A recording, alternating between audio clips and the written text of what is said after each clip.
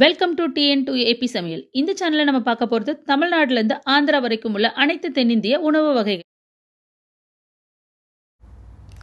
இந்த வீடியோவில் நம்ம பார்க்க போகிற ரெசிபி பார்த்தீங்கன்னா வெரி ஈஸி அண்ட் டேஸ்டியான மஷ்ரூம் ஃப்ரை தான் பார்க்க போகிறோம். இது வந்து ரொம்ப ஈஸியான முறையில் நான் செஞ்சுருக்கேன். இந்த டைப்பில் நீங்கள் செஞ்சு பாருங்கள், ரொம்ப ஈஸியாக இருக்கும். அதோட டேஸ்ட்டுக்கு 100% கேரண்டி. ஒரு பேன் எடுத்து தேவையான எண்ணெய் ஊற்றிக்கோங்க. பட்டை, ஜீரகம், கொஞ்சம் கிராம்பு, 2-3 கிராம்பு போட்டு நல்லா ஃப்ரை பண்ணிக்கோங்க. இப்போ நம்ம க்ளீன் பண்ணி வச்சுருக்க மஷ்ரூமை இது கூட சேர்த்துடலாம்.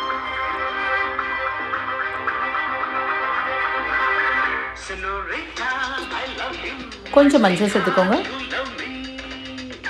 நல்லா வதக்கி விட்டுக்கோங்க.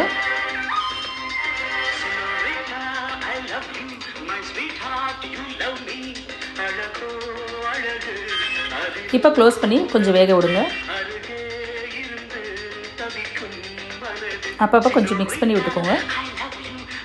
இப்போ தேவைக்கப்போ உப்பு சேர்த்துக்கோங்க. இப்போவுமே உப்பு போட்டு தான் வந்து மஷ்ரூம்குள்ளே உப்பு சேரும்.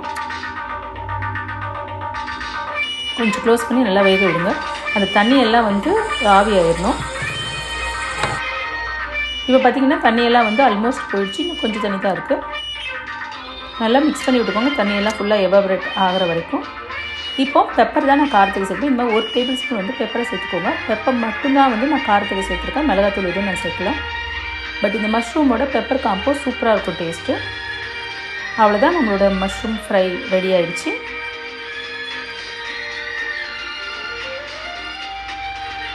இது எல்லா மெயின் டிஷ்க்கும் வந்து சூப்பரான ஒரு சைட் டிஷ்ஷு. நீங்கள் சாம்பார் எடுத்துக்கலாம், காரக்குழம்பு எடுத்துக்கலாம், எல்லாத்துக்கும் நல்லாயிருக்கும். நான் எங்கள் வீட்டில் காரக்குழம்பு இன்றைக்கி செஞ்சுருக்கேன். ஸோ மஷ்ரூம் ஃப்ரை, மோர் குழம்பு, காரக்குழம்பு ப்ளஸ் வந்து ரசம் வந்து நேற்றுக்கு செஞ்ச ரசம் ஜஸ்ட் சூடு கொடுத்துட்டேன். பிக்கல் அண்ட் வந்து தயிர் சாதம். அவ்வளோதான், எங்களோட லஞ்ச் ரெடி ஆகிடுச்சு. சுட சாப்பாடு இது எல்லாத்தையும் வச்சு சாப்பிடுவோம். ரொம்ப சூப்பராக இருந்துச்சு.